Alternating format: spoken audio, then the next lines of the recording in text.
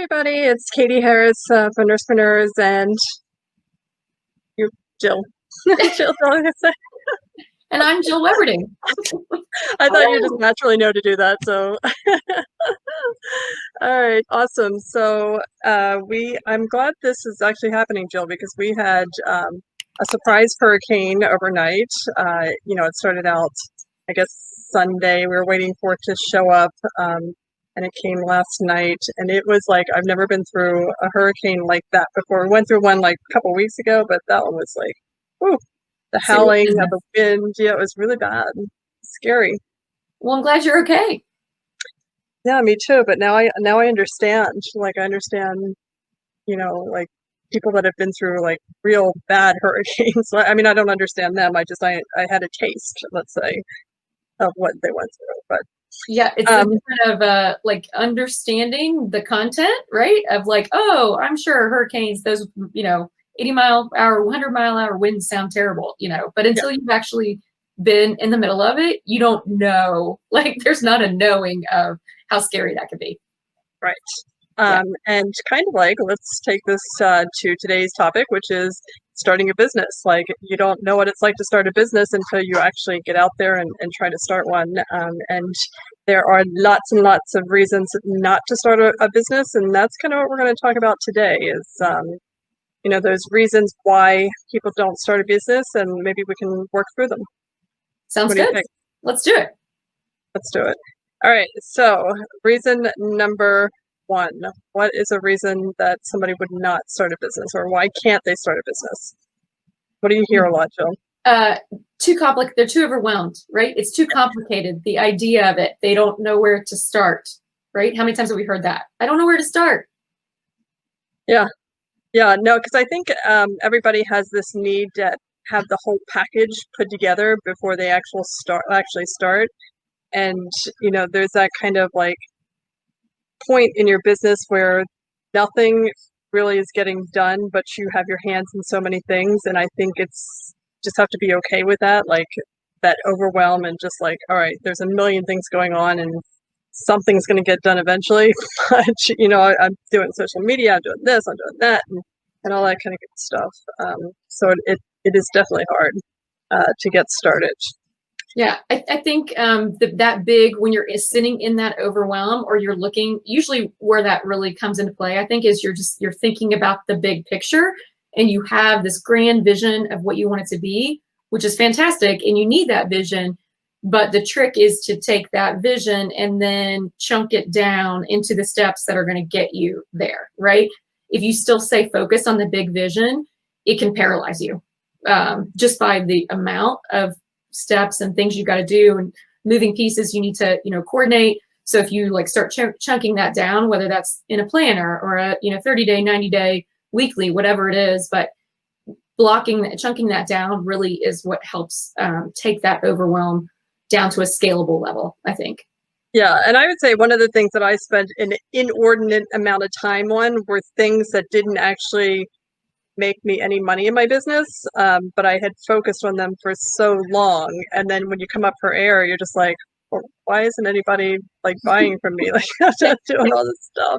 Oh, because I haven't put an offer out yet, right? Yeah. Because I'm so busy creating a website that no one's going to go to, like magically when it just goes live. I did all the same things. I mean, I was so focused on what my business name was, and then I found out I couldn't use it, and then I needed to like find a new business name, and it was so important to me that I spent forever stuck in that stage because that's what I thought was the steps that I need to do. The reality is, who cares what my business name was? Like, nobody cared really what the name of my business was. They just wanted to know, how can you help me? Right. So getting past those little things that we can really get stuck on makes a huge difference. Right. And then it also costs a lot of money because, I think we may have talked about this before, but I spent a lot of time and a lot of money building a website that I didn't know what it was for. I'm not even sure like what I put on that website, like what kind of pictures was I putting on this website, like if I don't know who my audience is. But yeah, so and Kimball went through this, when she's with the IV Hydration, she runs IV Hydration Nation, and somebody just asked her if she would do IV hydration, and it's like she didn't have a website, she didn't have Instagram, she wasn't on Google My Business, she didn't have business cards, she didn't have, she had nothing, and yet None she of it was mattered. making money. Yeah, and she was making money. So She was further ahead than anybody. Right? yeah, she was further ahead than everybody. Like she blew out of the gates. It was like unreal. And that's the one thing that we try and teach in our IV hydration group is that all of this stuff is nice, but none of it matters. All you need is a Not medical right now. director and some supplies and somebody to pay for it, and everything else is like the icing on the cake. Yeah, absolutely. And that's, I think, what Nursepreneurs is so good at doing.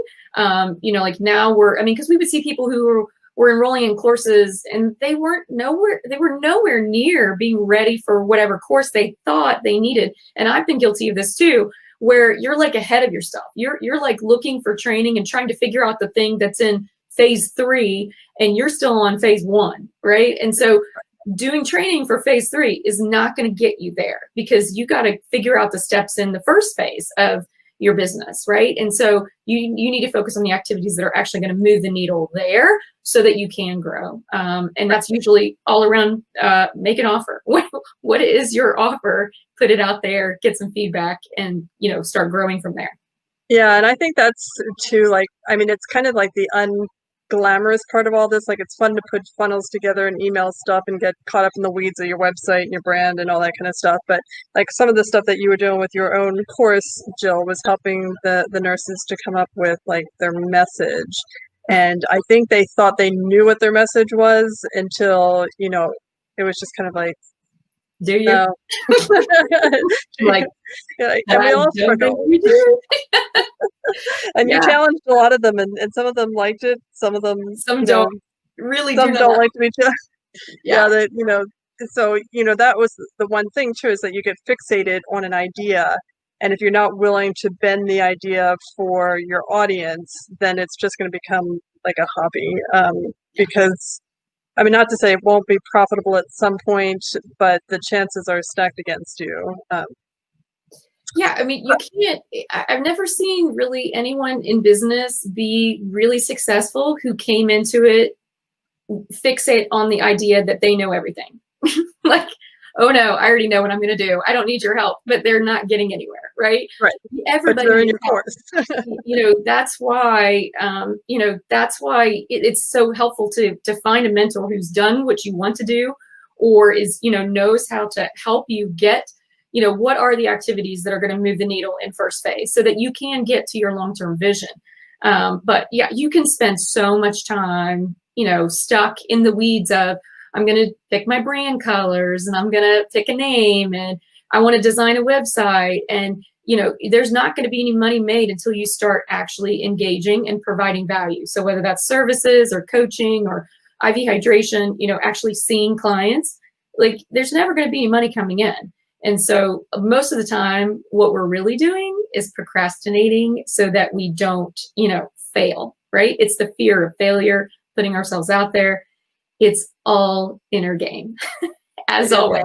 Right? So I'm putting in the chat a URL that I put together this past weekend because Marcia Bate, who is the Bossy Nurse, put on a virtual summit this past weekend, and the theme this is the theme that came over and over again. Like, the speakers would go through and go step by step of what to do, but because there's so many speakers and they all had their first steps, all of a sudden you've got like 20 first steps to take, and it does become overwhelming, right? Yeah. So I thought, okay, well, what can I do for these nurses to help them with that overwhelm? Because you just need to take one step, and it does get confusing. Should I be monitoring my analytics? Should I be doing a list? Should I be doing this and this, and that? So what I did was put together a little resource for them, which is a video email course that's free that you can sign up for, and it'll take you through the top or the first 10 steps. What do you need to do? And this really is phase 1, and this is what we talk about in all of our courses. And sometimes I forget that people come into these courses and they haven't done these 10 steps first, and we always have to kind of start over with the 10 steps to get them to where they need to be to actually start the business. Yeah, and everybody is different because some people are at different places. Some of them have, done some of these things. Other people are starting from scratch. some people think they want to start a business because they don't like what they're doing right now. And so they think the only alternative is to start a business, but it's not, right? I mean, so it's first getting really clear on, are you sure you really want to start a business?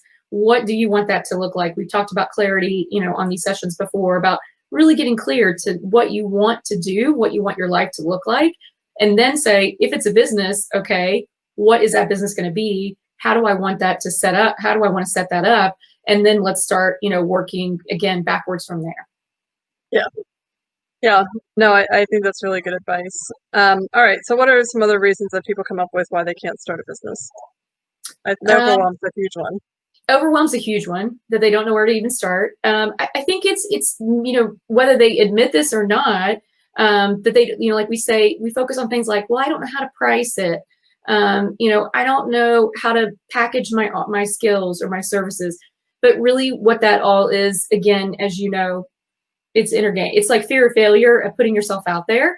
And so we just use it as a procrastination tool, right? So there's lots of, there's an entire toolbox of things, perfectionism, all these things that we do to try to keep ourselves safe from actually putting ourselves out there in the world and, putting an offer out there and testing it out in the market and seeing if there's, what kind of feedback we get. So I would say that fear of failure is by far number 2, if not number 1, probably number 2, right after overwhelm. Yeah. So, and I'm going to, put the reverse spin on that, because I actually had a student, and she did a testimonial for me one time, who had said that it wasn't failure that she was afraid of. She was actually afraid of succeeding and doing well, which, Okay. Yeah.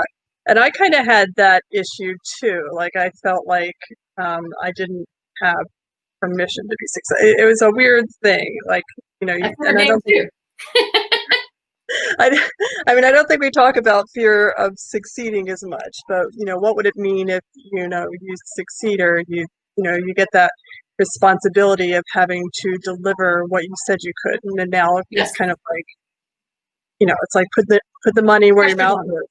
Did I say that right? Put the money where your right. I don't. Okay, never mind. I won't do that. You need to be able to deliver what you promised, basically. That's what I'm trying to say. If people have paid for it, if they bought your offer or signed up for your services, now the pressure is on you to actually deliver the goods, right? Right. Because I had no problem ever like giving stuff out for free. I had all these opinions about what you should be doing, but then when somebody pays you, all of a sudden it's like, do I really know what to talk about? Free. Yeah, there's no pressure with free. But I still say that is, underlined by fear of failure, because if you weren't so afraid about being, have that inner critic of, who am I to be doing this? Who am I to be teaching this? Can I really, deliver what I said I could do? All those, little nasty voices start coming into our head. And some of that is like the programming that we've had since we were a kid, or, that we've told ourselves, like, if we heard you got to really work hard and you're never going to be, nobody's ever successful online, whatever it is, we have some of those limiting beliefs and stories in our mind. It's really hard to break that, particularly if you don't know that that's what is actually behind your behavior and your actions. Right. That running script. And we've kind of talked about it before, of like, when something comes up and you do say something like, oh, I'm too overwhelmed, or, another one I would say is, I don't have any time, or I don't want to waste my time doing something that's not going to work. It's like, let's stop for a second and think about what it is that you're really trying to say, because there's something else that's there that we need to address. So whatever that running script is, that running script that you have in your head, what is it? And let's kind of like put it out on the table. Yeah. And most of the time we do this in like very casual, nonchalant, flippant comments. And sometimes we don't even realize it until you're actually having a conversation with someone.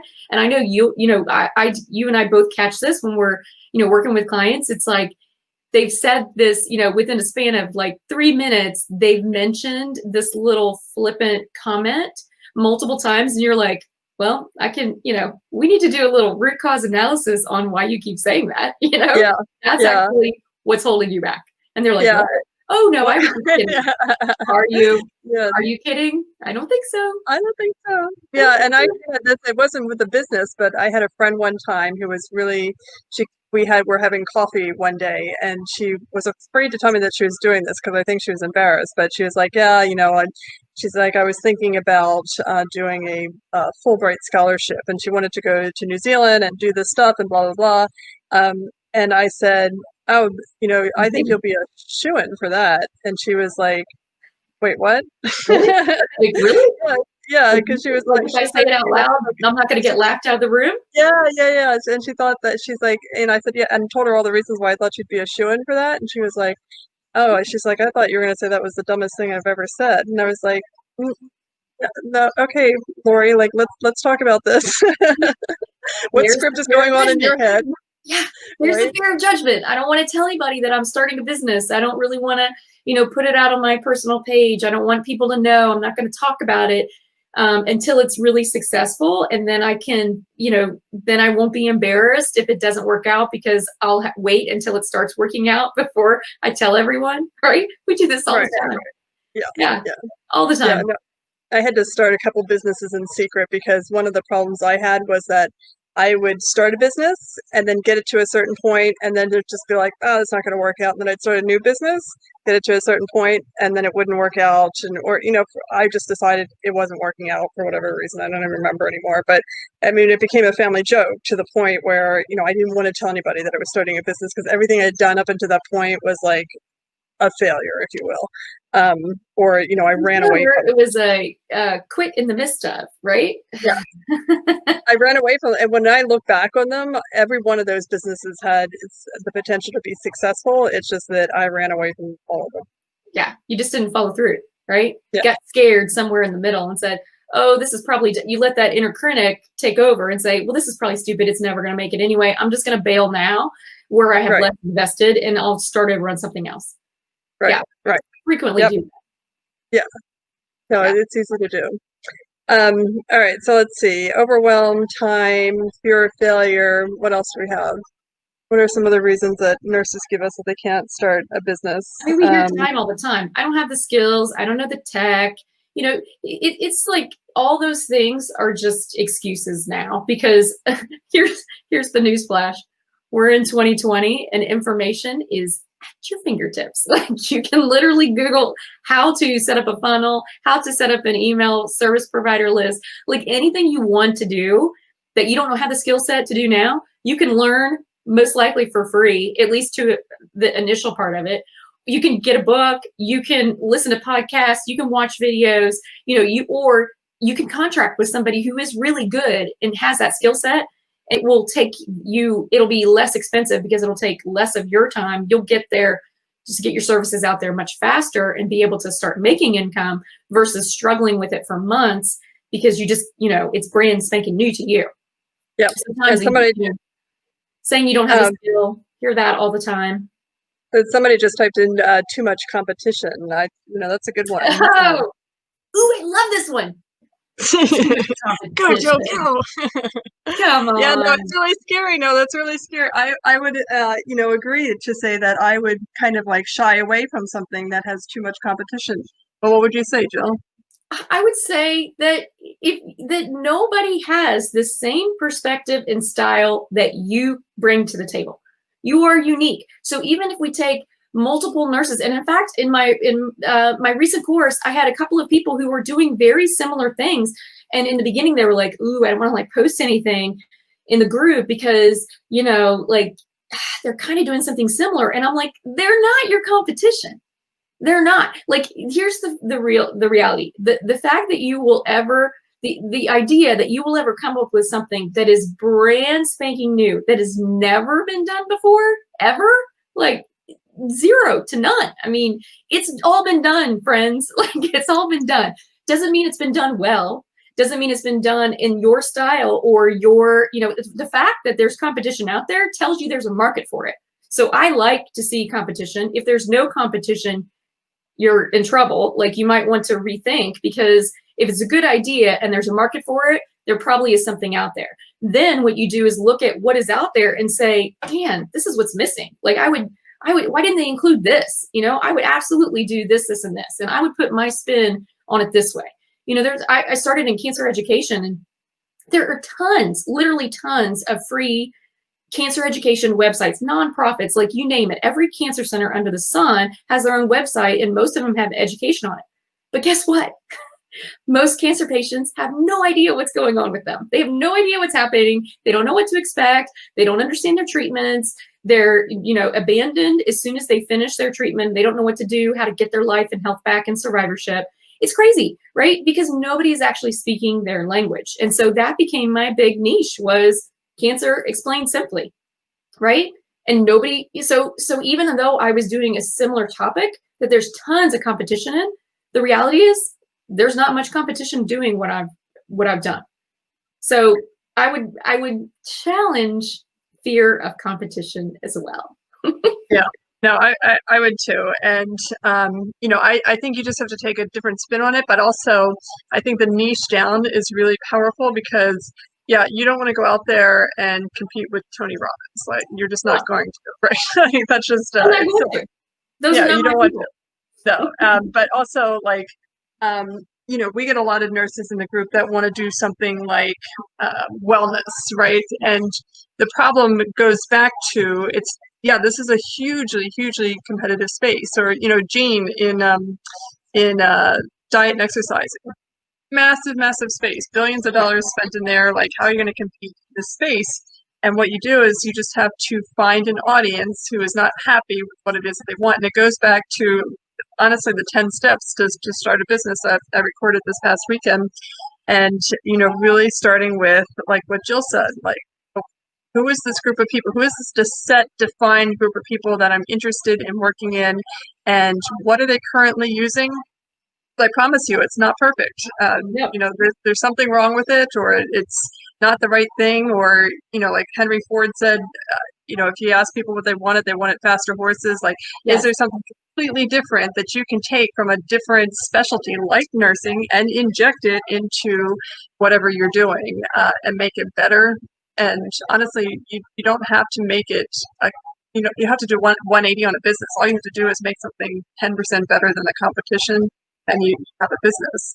And then the other thing is that you don't need 1 million followers, right? I mean, yes, you need that many people in a business. Like, for concierge nurses, the average patient pays like $1,000 to $2,000. If you had, I don't know, 4 or 5 clients a month, I mean, you're replacing your income pretty quickly. Yeah.